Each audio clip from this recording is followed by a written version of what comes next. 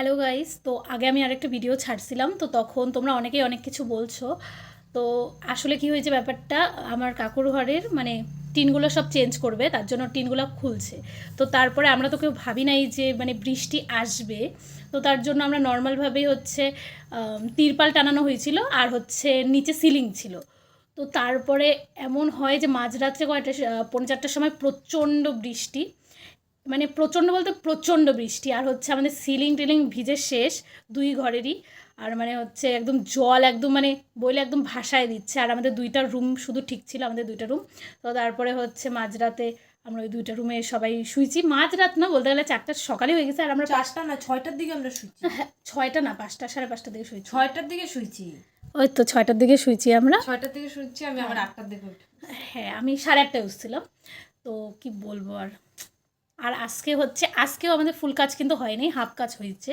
তো আজকে একটু প্রস্তুতি নেওয়া আছে, মানে আমরা ধরেই নিয়েছি যে ঠিক আছে আজকে যদি হয় তাহলে মানে এমন একটা ব্যাপার যে ঠিক আছে আমরা মানে নর্মালভাবে নিব। আর কালকে আমরা একটু বেশি ভয় পেয়ে গেছিলাম, কারণ এরকম আমরা জীবনে দেখি নাই। তো তুই বল কিছু, তোর কেমন লাগছে?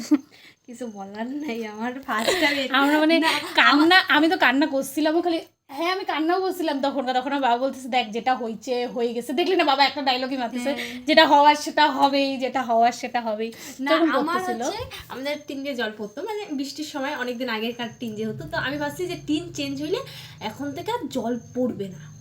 এবার একদিনে এমন জল ফেলাইছে যে আমাদের সারা। বলো কালকের এক্সপিরিয়েন্স কি তোমার, বলো।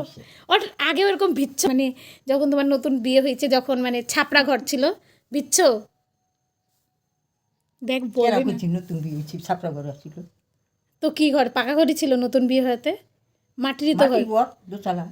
তো দুচালা চালা মানে চাল দেওয়া। ও আচ্ছা, চাল দাও 2 মুড়া চাল, আর এই যে এদিন যেমন 4 মুড়া চাল, চৌচালা কয় গিয়ে। ও মানে